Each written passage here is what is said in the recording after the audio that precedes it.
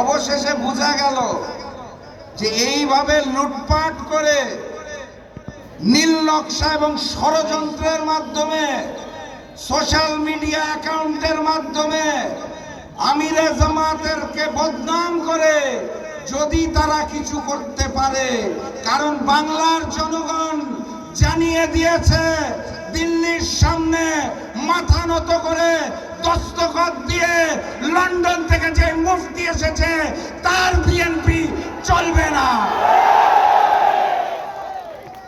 লাল card তো ready আছে নাকি?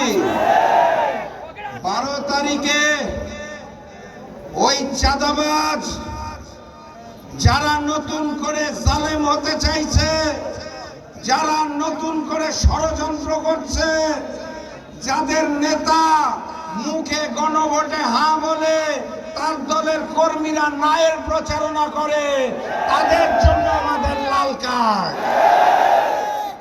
12 তারিখে আমরা এই অঞ্চল থেকে হামিদুর রহমান আজাদকে দাঁড়িপাল্লায় জয়যুক্ত করে আগামী দিনের প্রধানমন্ত্রী ডাক্তার শফিকুর রহমানকে এই আসনটা উপহার দেব। প্রস্তুত তো নাকি? মার্কাটা কি? মার্কাটা কি? সেই ভোটটা দেওয়ার আগে ইমানদারির সাথে আরেকটা ভোট দিতে হবে, মনে আছে? গণভোটে, গণভোটে, গণভোটে ইমানদারির সাথে দুইটা ভোট প্রদান করতে হবে। আমি স্পষ্ট ভাষায় জানিয়ে যেতে চাই, 11 তারিখ রাত থেকে এই অঞ্চলের ছাত্র যুব যারা রয়েছেন ভোট কেন্দ্র পাহারা দিবেন। ফলাফল ঘোষণার আগ পর্যন্ত ভোট কেন্দ্রের ত্রিসীমানা ছাড়বেন না। এই নতুন জালেম পুরাতন জালেমের মতোই ভোট কেন্দ্র দখল করে লুটপাট করে ফলাফল পরিবর্তন করতে চায়। আমরা কি সেটা হতে দেব?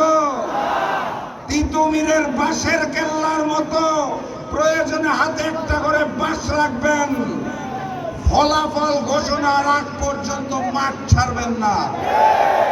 সংগ্রামী সাথী এবং বন্ধুগণ, এই এলাকার যে সন্তান হামিদুর রহমান আজাদ, ওনাকে নিয়ে কি নতুন করে কিছু বলা লাগবে? উচ্চ শিক্ষিত মানুষ, ভালো মানুষ, সাবেক সফল এমপি। সবচেয়ে বড় কথা, এখানে 11 দলের নেতৃবৃন্দ যারা আছেন, এই যে আমার বাম পাশে একজন কেন্দ্রীয় নেতা আছে মুসাবি নিজার, আমরা 11 দলের নেতারা হামিদুর রহমান আজাদের কাছে অত্যন্ত কৃতজ্ঞ। কারণ আমরা যখন আগে 8 দল ছিলাম, 8 দল থেকে 11 দল, এই যে ঐক্যবদ্ধ বাংলাদেশ, এইটার সমন্বয়কের নাম হামিদুর রহমান আজাদ। উনি সমন্বয় করেছিলেন বলে আমরা আজকে ঐক্যবদ্ধ হতে পেরেছি। সর্বশেষ ওনার সম্পর্কে যেটা বলতে চাই, ডাক্তার শফিকুর রহমান আগামীর প্রধানমন্ত্রী হওয়ার পরে হামিদুর রহমান আজাদ আপনাদের এলাকার সন্তান, ইনশাআল্লাহ বড় মন্ত্রণালয়ের দায়িত্ব নেবে। অতএব আপনারা এমপি নয়, মন্ত্রী নির্বাচন করবেন।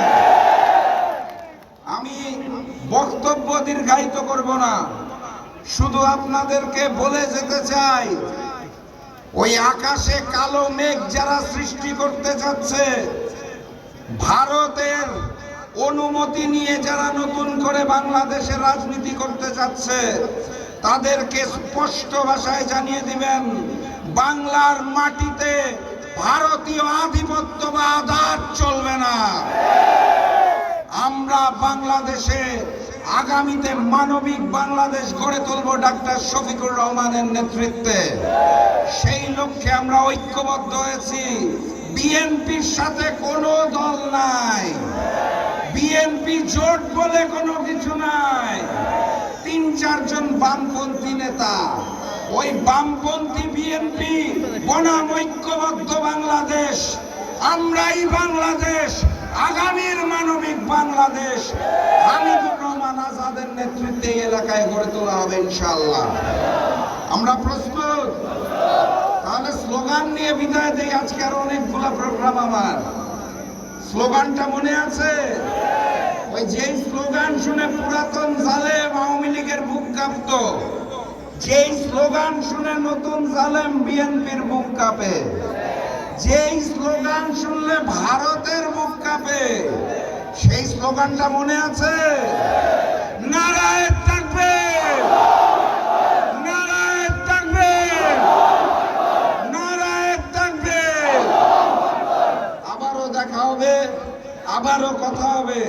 হামিদুর রহমান আজাদের প্রতি আমার কৃতজ্ঞতা থেকে আপনাদের কথা দিয়ে যাচ্ছি, সারা বাংলাদেশ ঘুরতে ঘুরতে ইনশাআল্লাহ আল্লাহ যদি কবুল করে জাতীয় নির্বাচনের আগেই আরেকবার আপনাদের এলাকায় আমি পা রাখবো ইনশাআল্লাহ।